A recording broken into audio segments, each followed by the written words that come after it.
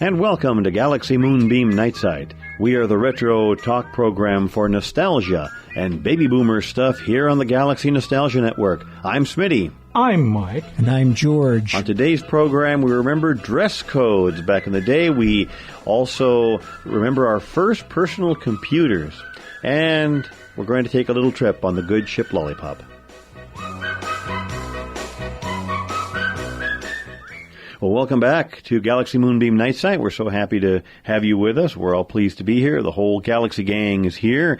And we've got a great show for you that we hope that you're going to find interesting. We're going to get started right away with a topic that perhaps out of anyone that is around living this day, baby boomers will remember, and that is dress codes. Remember we had dress codes in school? Girls had to wear certain skirts that couldn't be a certain length, and boys had to wear certain clothes. And even you used to see people dressing up for all kinds of things that we consider routine today, maybe going to a game or going shopping or whatever. Well, we've got a lot of memories to share on this topic with you, and we're going to let our good buddy Mike B get us started on this because there's a lot of ground to cover here. Mike? Well, thank you, Smitty, and hello, George. Welcome back to the hot seat over there. Over there in right field. Or second base, I'm sorry. Always glad to be here, wherever I happen to be. Oh, always glad to have you here. George, Smitty, I'm remembering back in, this is springtime 2014, I remember when the winter jackets came off and the sweatshirts, those ugly Christmas sweatshirts, because the sun started coming out and warming things and bringing God's season of springtime out among Southern California, which meant T-shirts. Yes, T-shirts. However, if you, as I, were a student within the LA Unified School District, that being Los Angeles, if you wore your T-shirt with no shirt over it, you actually were considered as coming to school in your underwear, and you were escorted to the boys' vice principal office for something maybe a little short of medieval inquisitional torture. Smitty, remember the paddle sticks, the SWAT sticks with the big holes drilled in them? I remember the SWATs hanging in the vice principal's office, and they were there on the wall looking at you quite threatening with all those holes. Oh, and it was, I think, the anticipation of getting a SWAT by a gym teacher or the boys' vice principal, and these were for what I would think minor infractions. Now remember, in the 60s, 1960 through 67, 68, when I got out of junior high school, you had no right of expression in LA City public schools, that is, when it came to how you dressed for school. I'm not talking about dressing provocatively or running around with your zipper down or your 501s, but I'm talking about just putting on what you wanted to wear and trying to get through the 6-hour, 7-hour school day. Now, folks out there, we're not talking in this show about school uniforms at all. There were schools, public and private. I know today there are quite a few of both that require a certain uniform. No, we're not talking about the uniforms that you have to wear, the dark trousers and the white shirt and the powder blue sweater. No, we're talking about you could not come to school. In my case, and I remember the first year of junior high in 1965, you could not wear Levi's to school. A boy could not wear Levi's. A girl could not wear pants. You needed to wear, I believe, if your shirt was square cut or whether it was tapered. It didn't matter. A few years later, things changed. Some of the other districts relaxed the rules, but if you had one of those, I call them the J in the American shirt. The striped, nice ones, they look like barber smocks, and they were very nice, very cool. You could not wear those to school unless you tucked them in. If they came out or you had a shirt tail come out and a shirt tail flapping behind you down the hallway on the way to lunch, you were pulled over by the hall monitor, maybe the health counselor, or worse yet, in my case, Mr. Stanley Green, the boys' vice principal at Luther Burbank Junior High in Highland Park, California. Long may he swat. But it was amazing that with all of the things going on nowadays, unfortunately, in our school systems, there was a time 45, 50, 55 years ago where the slightest infraction, chewing gum, was a bad one. Mm-hmm. You could have a pencil in your shirt pocket, but you could not have an ink pen. because they were afraid you were going to do lasting damage and write on something that wouldn't be able to be cleaned off. As far as your shirts, they had to be tucked in, and you could not have empty belt loops. Your belt loops had to be ensconced with a belt, or you could not wear those pants. In a lot of cases, they were dockers. Not dockers, they were called chinos. But you had to have a belt if there were belt loops. No belt loops, fine. Sans belts pants, no problem. But you better bring the belt along or you were going to get the belt. As far as hats, no ball caps. And this was back in the day before we had mental confusion that distressed us on which end the cap bib went. Because I noticed today a lot of them are on reverse. Mm-hmm. Well, even when people understood how to wear a ball cap with the bib on the front, your Dodger cap, in my case, you could not wear it to school. It had to go in your locker. You could put it on the way home, but not on campus, not during school hours. And I thought the funny thing about that was I can't wear a cap, yet the day I graduated, my mom had to go and spend $21 and get a gown, which was unauthorized for a boy to wear a gown, and a cap, which we had to wear or else we couldn't graduate. I always thought that was my liberal arts bent at the time. George, remember those days? Oh, I most definitely do. I was in the Burbank Unified School District at the time that you were in Los Angeles, and our restricted dress code included a number of the items that you mentioned. However, with regards to shirts, I recall that we were allowed to wear T-shirts provided that they were colored, or if they were going to be white, they had to have a pocket. And if you had that, then you were fine, but you had to have it tucked in. The other item was that you could wear your shirt outside provided that it was square all the way around. If it was tapered, had to be tucked in. With respect to hats, we were allowed to wear puff beanies on those rare days in late fall or winter when it got, at least for Southern California, quite cold, that we were allowed to wear the puff beanies to school. That included boys and girls. But with respect to the ball caps, you are absolutely correct on that. I also recall that it was in junior high school, 1969, 1970, that there were some major changes that occurred in the dress code. For boys, we were allowed to wear short pants, but they had to be, again, in accordance with certain dress codes. That they could not be cutoffs. They had to be actually Bermuda shorts. And if it came with belt loops, you had to wear a belt. This was a godsend because, as you recall, we had those Santa Ana winds in the early and late fall. And with temperatures in excess of 100 degrees and heavy smog conditions, we were glad to have those short pants, as well as in the springtime. Girls were allowed to wear pants, but they were not to be jeans. They had to be specifically pants that went with an outfit, if you will. And girls were allowed to wear hot pants provided that it had the covering that went with that at times.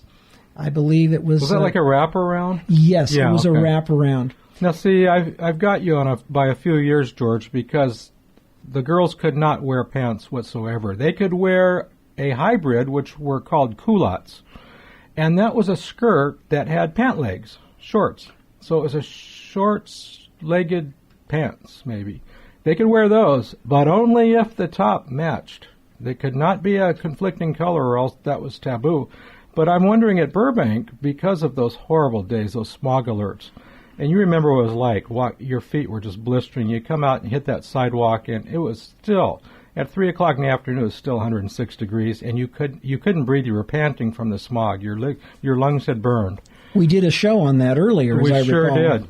And the first thing you want to do during that, and I'm not talking after school, I'm talking during school, especially around the lunch hour, getting back into class, you want to pull that plaid shirt off and stand around or walk around with your T-shirt and try and get some breeze in your body, and they just didn't care. They did not care. And with the smog so bad, especially in northeast Los Angeles, you had tears running down your eyes all the time. Your eyes burned, your eyes smarted, you were coughing up amazing stuff, and you had sweat pouring down your shirt. You had sweat rings. Even at the young age of 12, you were sweating like a teamster. And I often wondered, when they did relax the rules LA Unified, I believe they relaxed the rules after I left, because I remember I graduated in 71. In 1971, the last year I was in high school, you could pretty well wear what you wanted to wear. As long as it wasn't controversial, revolutionary, you could wear a Jimi Hendrix T-shirt and that'd be fine. But I wondered if a lot of the change in the dress code was because of health issues.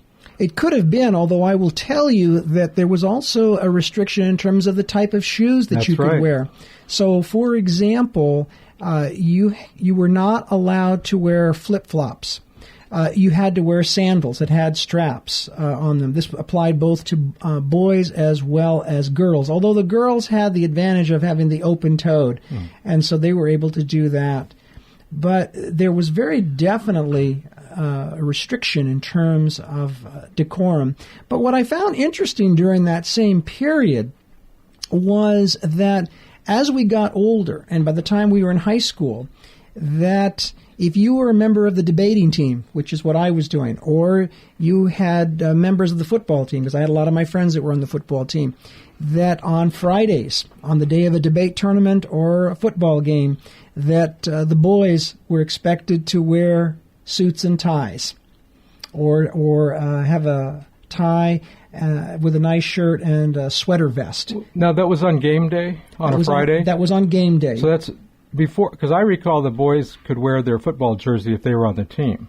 But if you were not on the team and did not have a jersey, you had to wear the jacket. If you were supporting the athletic department at all, you had to wear a jacket with a tie. And then I think a year after they relaxed that too, you didn't have to wear the tie, but the jacket stayed. Which is interesting too, because I think the teachers and administrators had it as tough as we did, George. I don't recall a male teacher in junior high between the years of 65 and 68 that did not wear a suit or a shirt and tie and sport coat in any given class, except the gym coaches. We were talking about that before the show. The gym coaches, they strutted around. They had the early versions of the golf shirts. They did, but they had to also follow a certain dress code because it had to be the school colors or it had to have the school logo on it, and they too had to follow the rules of having it tucked in. Yeah. And if they wore short pants or gym shorts, they had to have the same approach that we did as well. I also recall as well that if you wore sneakers, that you had to make sure that you had socks, that you could not wear sneakers without the socks. So that was important as well.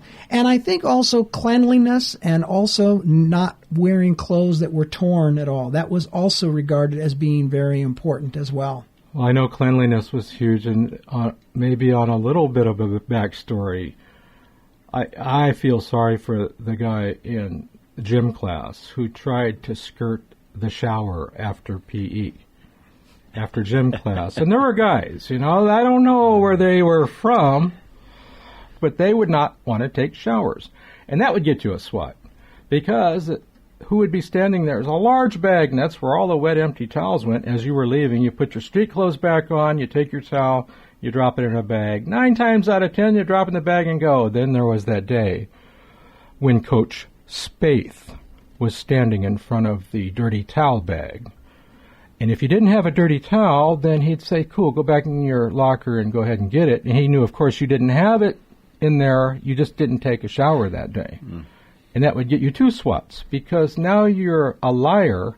And because you didn't take a shower, you're a pathetic, disgusting liar. So that would earn you an extra SWAT. And they did hurt. On your butt cheeks, you'd have 2 big rosy red glowing welts for a week, because they would hit you hard. My gym teachers carried ping pong paddles. That's the snub nose of the SWAT board, is the ping pong paddle. Smitty, I know that you're That brings back such scary memories of those days. By the time I got to school, there really, as I recall, was not much of a dress code. In fact, they were quite lenient when they were. I remember actually on those hot days actually taking my shirt off and just having my T-shirt on. They were quite lenient. But I'll tell you what, though, I didn't have to worry about any dress codes at the schools because I had a dress code at home. And if I did not leave dressed appropriately, I would hear from my mother or my father, who were very strict about that. And when I was in elementary school, I remember my mother telling me what I was going to wear and then combing my hair with Alberto VO5. Oh, and was she standing there as you walked out the door? Yes, she was, making sure that everything was in order and that my clothes were clean and everything was on straight and the shirt tails were tucked in and my belt was fastened and my shoes were tied, and so I had my own dress code at home that I had to deal with. So the freedom of expression was actually was not enforced in your house. No, it was not. I see. It was not. But when, like I said, when I got into junior high school, Yes. and on those hot days, I'm going to take my shirt off, and you just leave your T-shirt on. Well, yeah, I can see you, Smitty, getting halfway down the block, and your mom went back in the house, and you have your little your canvas bike bag. And next thing you know, our friend Gilbert Smith is no longer wearing a nice plaid shirt and some pressed jeans. He's got some tear-off Levi's and a Boris Badenov cut-off T-shirt, and he's rocking down the highway. Yeah, that was good because we did. And I knew some kids. My dad is a former Marine Corps guy, so we had to look pretty straight. Yeah. We looked pretty squared away when we left, but we could get a little silly. I remember in the 68, around the hippie movement, they would have these head shops, and you could buy beads. Mm-hmm. And we'd take the beads out of our bike bag and put them on and walk around after school and be cool. Yeah, I'm a hippie, that's right. Yeah. Woodstock, I was there, yeah. But then when we got home, if you forgot, which I've done a couple of times, forgot to take the beads off, then, the beads are a gateway drug. They lead to incense. And you think of all the things at that time, 40, 50 years ago, and now it's just like, that's not even an issue in today's schools, both public and private. Unfortunately, of course, George, that it was such, and we talk always about those times in the mid-20th century, there was times of such innocence and cuteness and conformity, and unfortunately, there was a lot of bullying. I remember the poor kids had it bad and the minorities had it real bad. In my neighborhood, you were Greek, Mexican, Irish, and that was pretty much it. And if you weren't a substrata of any of those three, you might get it. You might have some problems. I was going to just note here that in some ways, we've lost something because when you look back at that era, and I recall that we noted this when we did the retrospective on the 55th anniversary of Boeing 707 and the commercial jet age, that there was a time that when you went out in public that you dressed a certain way. When you went out to dinner with the family, you dressed up a certain way. I remember when we went on our plane flight overseas or cross country, that you were expected to dress nicely. And by the way, when you went on the airplane, in the upper storage bin, it was just for coats and hats. It was not for the steamer trunks that people bring on nowadays. In the overheads? And people were dressed, if not formally, they were dressed in a very nice way. And you would see that at public events, even baseball games, college football games. And I think in some ways we've lost something. I'm not suggesting that it was a better time, but it was a different time because with those dress codes, there was etiquette. There was good manners. And as I always tell my students, the purpose of etiquette is to reduce opportunity costs. And I think that with the way we swing to extremes, perhaps we've lost a little something in our embracing of casual freedom, if you will. I think that's entirely true, too, George, because you would dress up to go out to eat. Of course, you would dress up to travel by commercial carrier. I remember men wore sport coats and suits, and women were fully dressed, looked like Beaver Cleaver's mom. You would dress up, of course, to go to church. Yes. You would dress up to go to a sporting event. You and I talked about going to the Dodger games. I don't mean a shirt and a tie, but there were guys up in the big stands that you saw with hats and shirts and ties and dressed at a Dodger baseball game. And it never even stunned you that, these guys, they must be businessmen, especially on business day. My dad would take me on company day, business day. I think that was a game at 1 in the afternoon at Dodger Stadium. Yes. And to talk about, there you are with the smog again and usually the heat because baseball season in L.A., it can get real sticky there in Chavez Ravine. Very hot. And even with Vin Scully smoothing it out on on your little transistor radio, you're in there dying. And I remember I did not get to go to the baseball game unless I had not only a shirt, a Madras plaid shirt, but with a T-shirt underneath, because you're only half dressed if you had one without the other. Correct. And long pants, no shorts at a baseball game. No shorts. Not when you went to see Don Drysdale or Larry Sherritt. You did not get to wear shorts. Hey, that was a special event. And sneakers, sure. Sneakers, no problem, as long as you had the socks, of course. And the best part about it, you could wear the hat, but it had to be the Dodger hat. And you had to wear it correctly, yes. Which meant that unless you were playing catcher, you didn't wear it backwards. Never.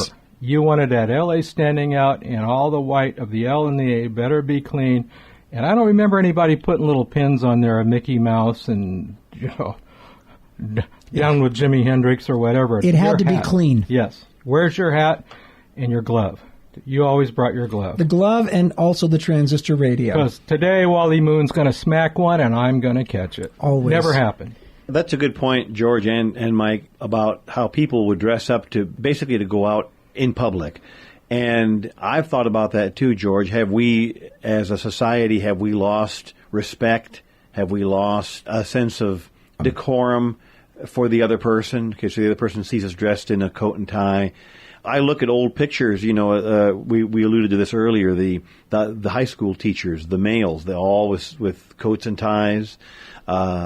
You would dress up to go grocery shopping, as you guys just were talking right now, dress up to go to a baseball game. It just seemed like it was more of a respectful time. Not that today is disrespectful, but there was just really that, we have to dress nicely because we're going to go out in public. And a part of that would probably be, it was a treat. It was special to go out somewhere. Then now everyone's on wheels, everyone's moving. People are going out to get a cup of coffee. That was unheard of, unless you were going to meet somebody, and that was at a coffee shop, not to sit there and spend 5 hours checking job opportunities or your email, which didn't exist. You could go to a coffee shop, you could read the paper, and then you went. But people are such on the move now. They're moving, buzzing all around. People don't do FaceTime with each other anymore. They don't talk. So in the 50s and 60s, to even go to, I don't know, think of something, go to the Safeway Market with your mom was something that was so special, because I was in L.A. in this house, and we could ride bikes and we could hang out, but I got news for you. The worst of it was that if you didn't dress up, it was a punishable offense. Very much so, and I think we also had our good clothes and we had our play clothes. Now, you had your play clothes, but your play clothes by today's standard would be your good clothes, correct? Yes. If I look back on the clothes that I had, yes, that would be true. Yes. And that's just how things have changed. We've gone from almost a conformity where there were accepted social standards. Today it's, hey, you're offending and you're challenging my rights to express. If you require me to wear a sport coat in here for dinner hour. And say it's right, say it's wrong, but it's a life that we knew, George and Smitty, and a life that we richly remember and savor in our memory banks.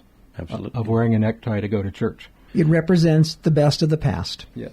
And like you've always said, George, we take the best of the past and we move forward with it. Very much so. Very much so. Well, thanks, guys. Some great memories there. And we're going to pause right now for a retro commercial. And talking about going out and buying clothes, let's hear from the Nelsons, Ozzie and Harriet, and the shopping trip that Harriet made. So don't go away. We've got lots more coming up. You're listening to Galaxy Moonbeam Night Site on the Galaxy Nostalgia Network. Whenever Harriet comes home from shopping, I usually ask her a few questions. How much did she spend? What did she buy? How much did she spend? Routine stuff. This time, however, she had the perfect answer. She'd bought some U.S. Keds. Not just one pair, but a pair for each member of the family. And it's really uncanny how mothers seem to know what we guys need before we even mention it. Of course, our family always has been a Keds family. That's because only Keds are made so well to fit so well. And only Keds come with this special booster pad to protect young feet against jars and jolts. In fact, I even got a pair of Keds for our grandson. Of course, it may take him a little while to grow into them. Why don't you make your family a Keds family, too?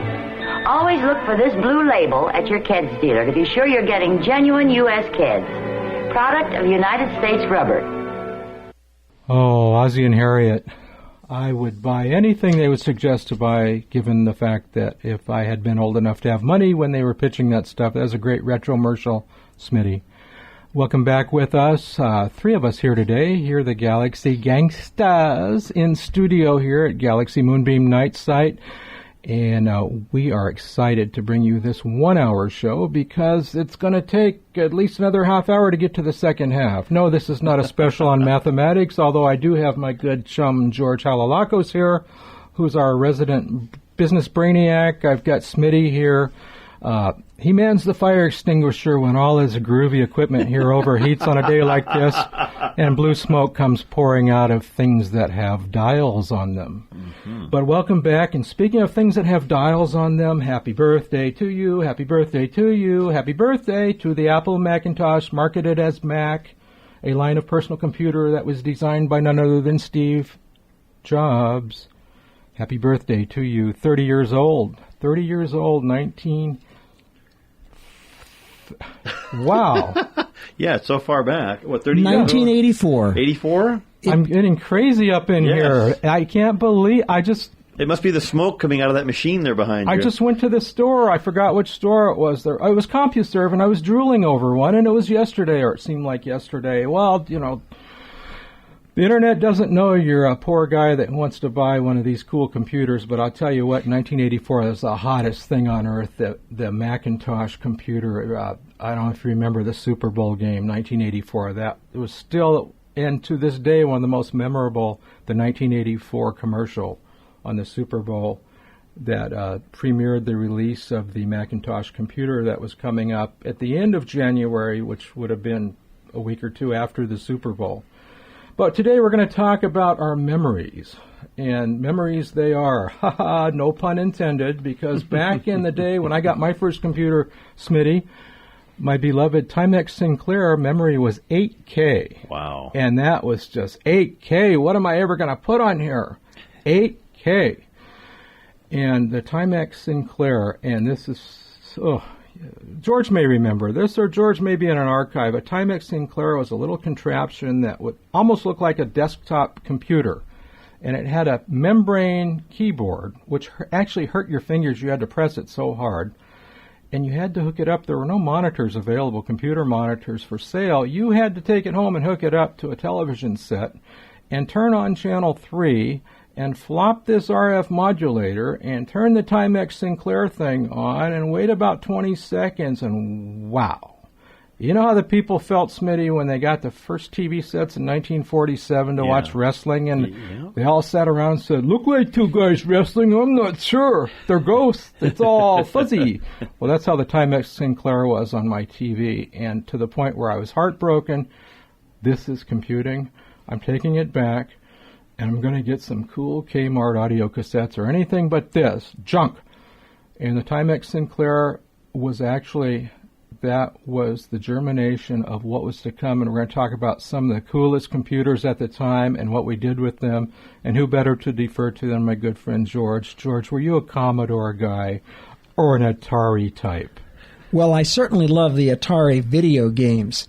And that's what I remember so much about that era, was that you actually had the explosion not only of personal computing, but the advent of the video games. Yeah. Initially, in the early 1970s, Atari introduced what is now regarded as, an iconic, if not ancient game, Pong. Mm-hmm. And that was something that you could play on your television set. You would take this small handheld unit that you could put on your lap, and you would plug it into your set, and you could have a ping pong game going on, or also you could have basketball. And then that provided the basis for the advent of personal computing. Commodore, the one by Osborne. I remember the one by Adam Osborne because I believe when I was an undergraduate business student at the University of Southern California, that I remember that as a quantitative business analysis major, I had the great privilege of being allowed to take home a portable computer. Now, this portable computer was a gigantic suitcase. It looked like military ordnance. And I was allowed to bring it home so I could do my school projects. And in order to tap into the computer system at the university, you had a special modem that hooked up to your phone, and that was the way in which you accessed it. You saw something like this in the 1983 film War Games. That's right. Yeah. And that was my first recollection of that. But computers at the time, what made the personal computer so exciting was that up until that time, computers in the workplace were in this specialized room that was, shall we say, refrigerated to Arctic temperatures in order to keep the machines functioning smoothly. And pretty much it was confined to the mainframe realm. Digital Equipment Corporation, otherwise known as DEC, had the mini computer, which was in the business arena. But personal computing did not really come into play until the late 70s, early 80s. And the one that I remember that probably had the greatest impact on me in terms of the workplace was the Tandy Computers through Radio Shack. Radio Shack through its marketing blitz, and they would have celebrities pitch the Tandy product. And at the time, Tandy came out with probably one of the first portable notebook computers called the Tandy 100. And the Tandy 100 I'm very familiar with because I worked at United Press International at the time, and through its affiliate they issued these, and they were 8K machines. And basically they had a few programs on them, and they had a connection program, but you had 8K, which you could file almost any newspaper story. But the frustration was, as you mentioned, the audio coupler. It was two rubber cups. One would fit over one side of the phone and one would fit on the other, and you would type in, and I believe it was at 12 baud. And a 2-page double-spaced story would take close to 2 hours to move to the other side, wow. And there was no handshake, so you weren't sure if you had got it there until you called the city editor, and did it get there, and there would be nothing more than what we call a mojo wire. They would not get it on their computer because they did not have a computer. I had the computer. They got hard copy printout on what was the early fax machine. So, but that, I'll tell you, George, I look back now and I talk to you how frustrating and discouraging and how slow. Well, slow is only relative because then it was the most fabulous thing I'd ever thought of in my life. No longer did I have to go to a payphone or borrow someone's phone and call in a story and wait for a reception editor and then repeat and go through that. I could type this out. If I messed up, I could backspace. I could do it again. No one was watching me, and it didn't go anywhere, and no one could see it until I decided they should. And that's what was so great about the personal computer. It was truly personal. Now, folks, listeners out there, we're not talking now, some of you younger whippersnappers, we're not talking about what was known as the games, like the Pong, and some of the early games where you just had a little round ball on a computer screen go from one side of the screen to the other, and you and your buddy would each have a paddle, and all you did was play ping pong all day until your mother started screaming at you, or the power went out, or your dad blew the screen away with the Rabbit 22. But it was so great. Little did we know, we thought the computer is coming, and it's coming fast, and it's the next frontier. My gosh, look at this Apple Macintosh, 128K. How could you ever possibly get that many recipes that would take that kind of memory? Bill Gates himself said, 640K, there's no way that anyone for any need whatsoever will ever need more than 640K. And I remember he said that. You can still find that quote on YouTube where he said that. And now you've got mega computers that used to take up computer farms over at IBM, the Univacs. They would take warehouses. And it would cost $100,000 a month just to keep the rooms cool, and they were cold. You could freeze ice cream in there. Now you can do a mega computer, go to Office Depot or Staples or Best Buy. Who'd we leave out? Are we getting co-op advertising here? Forget all those three. You could go to somewhere. You can go to Craigslist, or Smitty's List, and you can get a supercomputer, what was known in those days, George, as a ultra supercomputer, defense grade, that was used in the 60s, and for $399 you could run a small city today, or a large city. The thing that is so amazing about this is how the advent of Apple Computer literally turned everything around. Because as you noted, the mainframe business was pretty much where it was at. You had IBM on one side, and then you had another group of companies called the Bunch companies as an acronym. Bunch stood for Burroughs, Univac, NCR, Control Data, and Honeywell, which have all morphed into other types of companies now, or they've been absorbed, or they have been acquired, or they've gone elsewhere. But the thing that is so interesting to me about this is that when we look at the names of the computer companies at the time that spawned and made personal computers accessible to us as individuals, other than Apple Computer, they've disappeared. Adam Osborne, who invented the laptop computer, that's gone. Coleco, gone. Commodore, gone. Atari, also gone. And what was interesting about this is all this is going on, and meanwhile, Japan Inc. is on the horizon, on the Pacific Rim. And you had companies like the NEC Corporation, Sharp Corporation, that they were developing handheld computers to do some of the functions that you just enumerated, Mike. And not only were they achieving miniaturization of computers into a handheld device, but the same thing was occurring with video games. I recall being in Japan at that time when I was an investment analyst, and there was a small unknown company at that time called Nintendo. And I brought home with me a pocket-sized game called Donkey Kong. No one ever saw it. And then about 6 months later, it hit the shores, and all of a sudden, Atari, which had been on top of the world, suddenly found itself not only at the bottom of the pile, but pretty much in serious financial straits. Are you a mobile warrior? Do you carry a laptop with you on your journeys, George? Because I know you're like me. You go back and forth to Los Angeles a lot.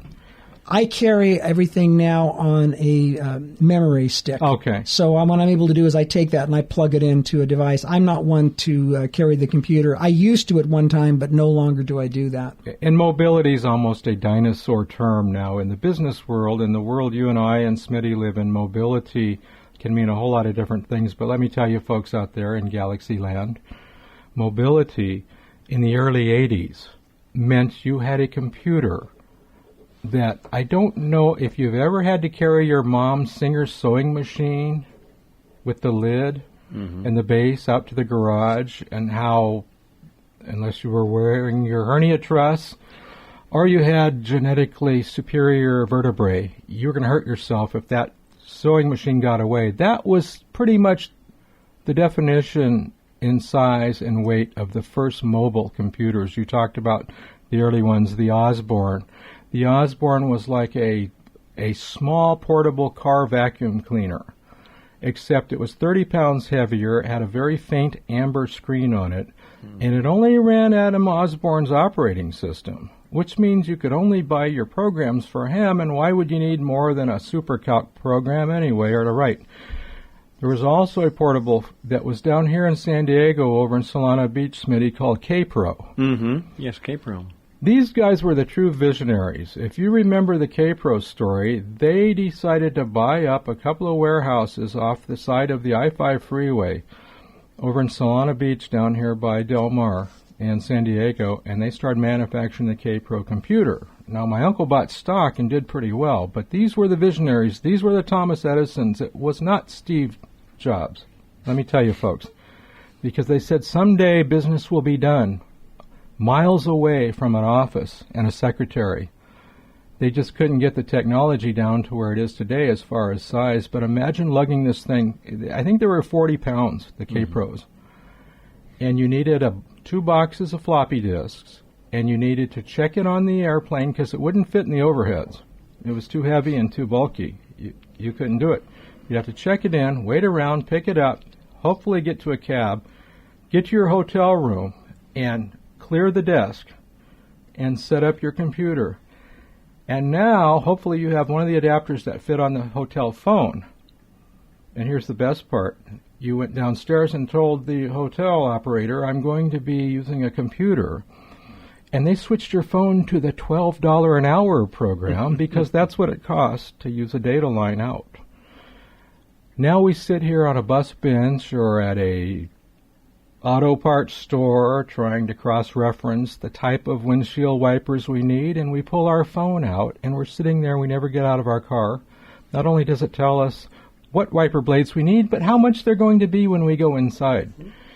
And if you go back to the 80s when wow, if I can write a letter and print it out. I remember a guy, he owned a pawn shop. He bought the first Macintosh, and my brother and I went down there to check it out because we were so dazzled by the whole idea, the whole verve of that kind of computer. And he bought it for no other reason. His wife and he were Greek cuisine chefs, gourmet chefs, and they were going to file all of their recipes on this machine. And that's why they bought it, to just do recipes. And that was just stunning. That was, you could actually keep a recipe collection. And not only that, you could get the recipes sorted from A to Z through this machine. No more recipe boxes. Someday paper's going to be ruled out. We talked earlier, George, take it away, about the paperless office. Wait a minute, I had the notes, but I wrote them down somewhere. Hold on. Go ahead, George. I remember that in the mid-'80s, early to mid-'80s, was during my travels as an analyst, that there was the term office automation. That was the latest investment theme on Wall Street and overseas, in Japan for that matter.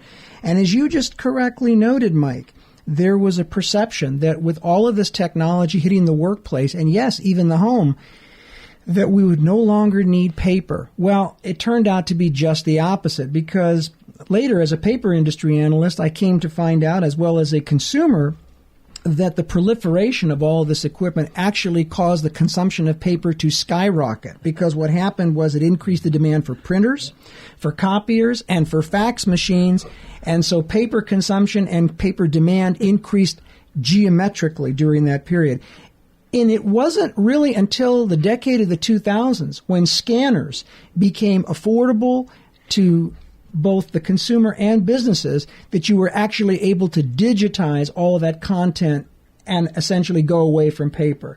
But for basically almost 20 to 25 years, paper consumption continued to rise exponentially because of the explosion of office automation. So the concept of the paperless office actually meant more paper consumption. It's kind of comforting, though, because it was kind of a weird and scary idea back in the day that there would be no more paper, and we still rely on paper and we print stuff out. If there's nothing like having a hard copy of something in your hand and you've got it on paper. And I recall that in those early days that I had an Atari computer, and it was nothing more than a toy. We had the little cartridges that we would plug in to play Asteroids or Pac-Man or Ping Pong, or I forget what the Defender. Other one. Defender. And we had the other one that was with the it had some kind of a worm or something in there. I forget Centipede. what it was. Centipede, Yeah, exactly. Centipede. Yes, exactly. And I did try working on it a little bit. Very simple computer programs, but it was nothing more than a toy. And at that time, back in the early 80s, as far as I'm concerned, there was a little bit of uncertainty as to where is all this leading to? Where are we going with all this? Are computers going to take over the world? It was all, that kind of a thing. But we've established that computers have become a very, very handy thing to have, and we all use them, and we still use paper. Yeah, absolutely. And in 84 or earlier, Smitty, you're absolutely right. We would get Popular Science, and they would have a thing about, within 50 years, a computerized system will drive your car. Right. And it's, oh no, well, even a computer can do better than my Uncle Theo.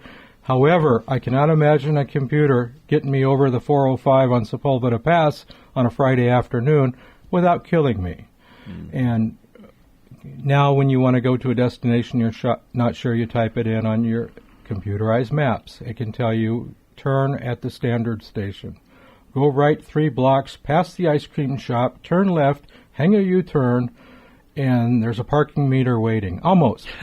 So you wonder, as we're talking about the last 30, 35 years, George, you wonder what's going to happen in the next 30 if we're around, hopefully. Some of us will be. It's amazing. It is absolutely amazing to think about how computer technology has changed everything, because what has happened is that as computer control technologies become pervasive in both household as well as industrial products, it has led to enormous productivity in the workplace and at home. And what it also did is that because it was concurrent with the revolution in silicon, that is the semiconductor revolution, where you were able to have geometric or exponential increases in computational power at the same time you were miniaturizing all of the electronic circuitry, this fueled an enormous bull market in high technology stocks, which, of course, has morphed into other technology booms, more recently into cloud computing. And it all really started to take hold during the era that we have just described. Well said, George. Well said. Absolutely. And it looks like from my computer, I can't get the display to light up. Doggone it. Where's my paper backup? Battery run out? Smitty, I think your paper, was that the one that looked like a big swan, like an origami swan? Oh, yeah, that was the fan tractor feed paper. Oh, okay. Yeah. I remember all those. Can I borrow your toothbrush, George? I've got to clean the teeth out of the feed. Good luck with that one. Well, what great memories of the early days of computer. We could go on talking about this for hours because it is fascinating, but we wanted to at least look back at the earlier days of computers, and I'm sure all of you have memories of that, and we sure would like to hear from you if you do. Right now we're going to pause for our retro commercial, and this is a computer-related retro commercial. It's for the Tandy Computer, voiced by the late Bill Bixby. So don't go away. We've got lots more coming up. You're listening to Galaxy Moonbeam Night Site on the Galaxy Nostalgia Network. Introducing a computer that can change the way you work. The new Tandy 1000, complete with desk-mate software for easy-to-use word processing, filing, worksheets, scheduling, communication. Brought to you by Tandy, clearly superior for service, support, and software. The Tandy 1000, available at Radio Shack computer centers, and so affordable. Tandy technology, service, and support are clearly superior. On the Good Ship Lollipop, it's a sweet trip to a candy shop where bonbons play on the sunny beach of Peppermint Bay. Well, welcome back to Galaxy Moonbeam Night Site here on the Galaxy Nostalgia Network. I'm Smitty, along with my good friends Mike B. and George, and that, unmistakably, is the voice of Shirley Temple. And we lost Shirley Temple recently, and we're going to remember her now. Mike B., let's remember Shirley Temple. Everyone has good memories of her. Thank you, Smitty. And Franklin Roosevelt, the president, well known to us baby boomers, once said, "As long as our country has Shirley Temple, we will be all right." Well, having said that, we might not be all right now because we did lose Little Miss Marker, and she died at the age of 85. And by the way, Smitty, that song you brought up is going to enjoy its 80th birthday later this year, as her theme song, Good Ship Lollipop, yes, for the movie Bright Eyes. I remember that movie well as so many of them, and really what is peculiar, and I'll say this at the beginning of this segment, is I have a daughter who's 24 years old. Very little of what we talk about here will translate to a 24-year-old urban male or female for that matter, but my daughter remembers. I remember Shirley Temple. We watched those movies. They were weird. They were in black and white, but I remember them. I remember her, the little girl with the curls. A 24-year-old. Girls, yeah. Shirley remains timeless.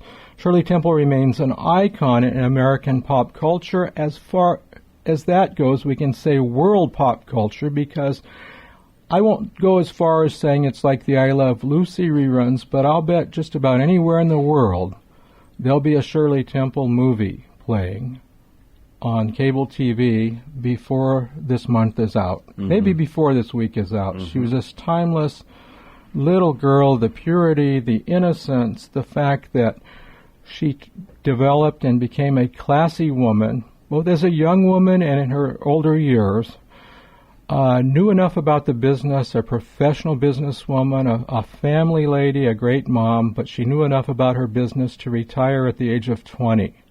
They want Shirley Temple. They don't want a 20-year-old lady who used to be Shirley Temple. They want Shirley, and right. She knew that, and you got to admire somebody with that type of honesty and conviction.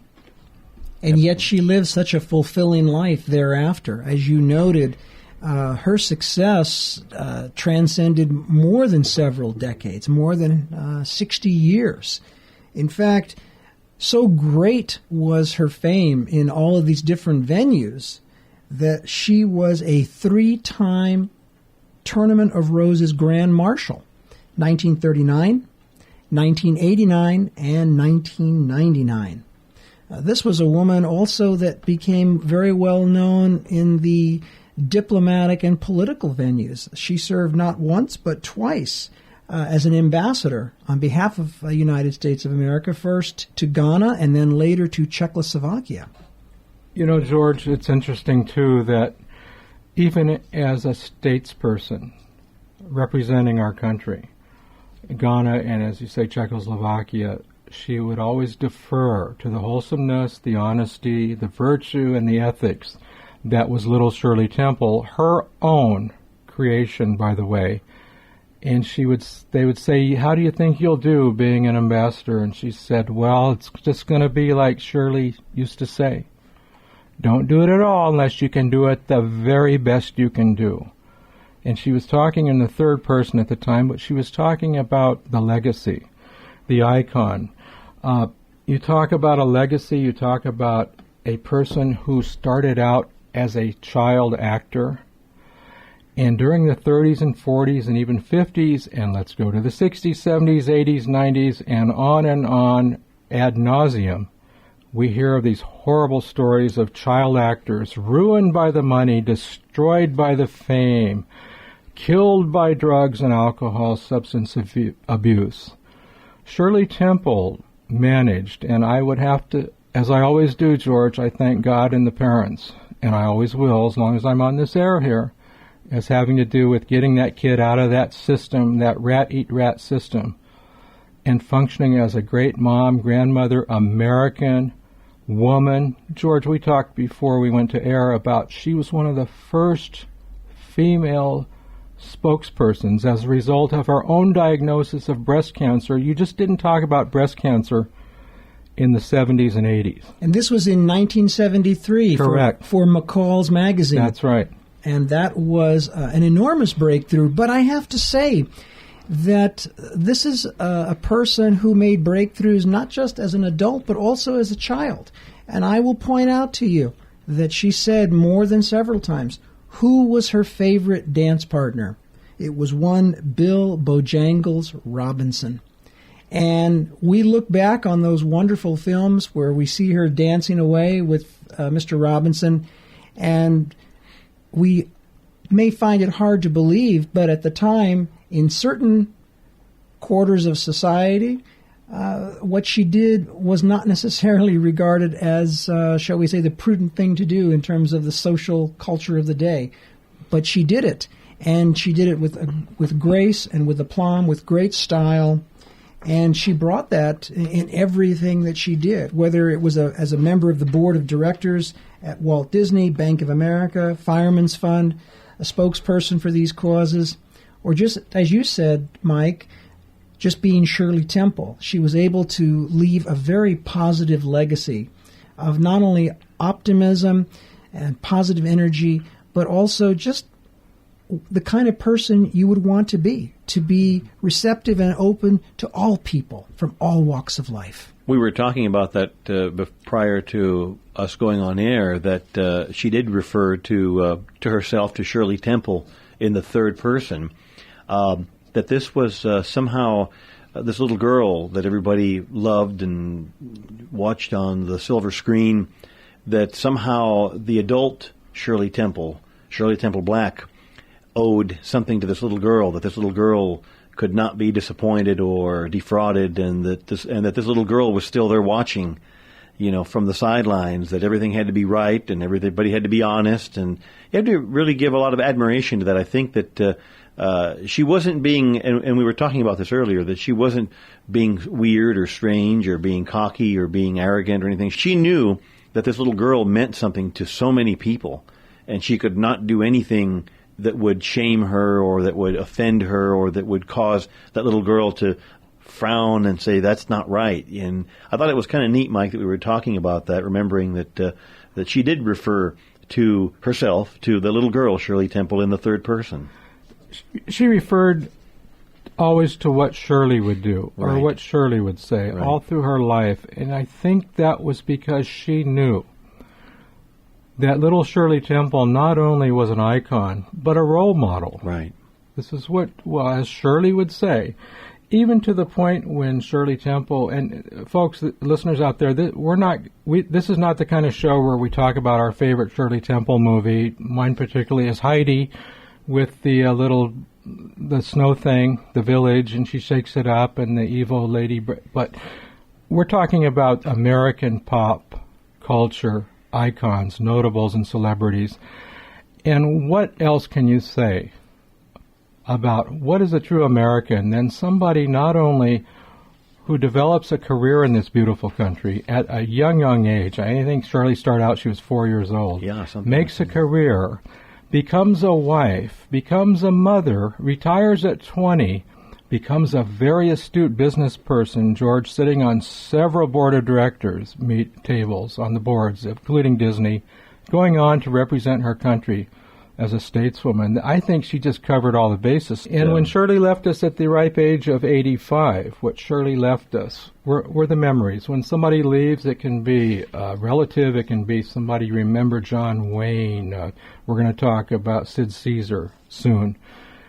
The memories that helped you grow, that were part of your growing, that were part of your development. And George, this is what we love about putting these shows out, that develop part of who you are today and why you're that person. I don't say I'm who I am today because of Shirley Temple, but because of the values that she portrayed to midstream, middle-class America, folks like me. But those values were even exemplified in the merchandise associated with her. My wife Sharon mentioned to me before today's taping, she goes, be sure to mention that when she was a little girl, she had her own Shirley Temple doll. And what was unique about that, you might say, well, what's so big about that? It's just representative of the popular figure of the day. That doll had real hair. Yeah, that's right. And so there's a significant point of difference that I guess could lead us into the collectible angle when we talk about Shirley's legacy. But I think that's a small example that Shirley, as she referred to it, would want to have only the best represented in whatever her name was with, and that included a doll. Yeah, absolutely. Whatever role model and icon, and even we're talking about collectibles, the little Shirley Temple, the blue hot chocolate mug. They were glass. I've seen those, and of course values will jump now. It's like when an artist passes away, their work skyrockets. But those little mugs, and talk about co-branding in the early days of the 20th century, whoever was and I got a feeling I know who it was because Shirley Temple's father was a banker in Santa Monica, so I got this feeling. She had some good info somewhere, but she made the equivalent of $1.2 million a year on the stuff that she promoted through her co-branding. The doll, as you mentioned, the Shirley Temple cutouts. There were Shirley Temple dresses. There were Shirley Temple wigs with 54 curls. And that's really because she was not paid a real good sum for her roles, as many child actors were not in those days. But where she made her money were in investments and in the co-producing of the Shirley brand. And if you put a picture of Shirley Temple anywhere, just about anywhere on Earth, and you put an icon of Shirley Temple with the curlies, with the little 54 curly locks, people will be able to tell you. If they can't tell you her name, they'll tell you actress, the little girl. Yeah. Anywhere. Yeah, they'll know she was the actress, the little girl who would sing. That's a legacy. On stage. Exactly. Very good. Well, Shirley Temple. We miss you, Shirley. May her memory be eternal. Yes. Yes, Shirley Little Temple. Miss Marker. Born April 23rd, 1928, and passed away this February 10th of 2014. Well, we are out of time. We do thank you. We hope you enjoyed the hour version. Once in a while, we pop an hour through and email us at Galaxy Moonbeam Night Site at gmail.com. Galaxy Moonbeam Night Site, that's SITE, at gmail.com. We prefer you check in on Facebook. We do have a website. We try and keep it updated. You can check out our recent broadcasts on the 50th anniversary of the Beatles hitting the shores of the United States. You can find that right up in some of Smitty's fine handiwork at GalaxyMoonbeamNightSite.com. I'm Mike. I'm Smitty. I'm George. And we'll be talking at you really soon. Come back, join us again right here on Galaxy Moonbeam Night Site on the Galaxy Nostalgia Network. Lollipop, it's a sweet trip to a candy shop where bonbons play. on the sunny beach in Peppermint Bay. Lemonade stands everywhere, cracker-jack bands fill the air, and there you are, happy landing on a chocolate bar.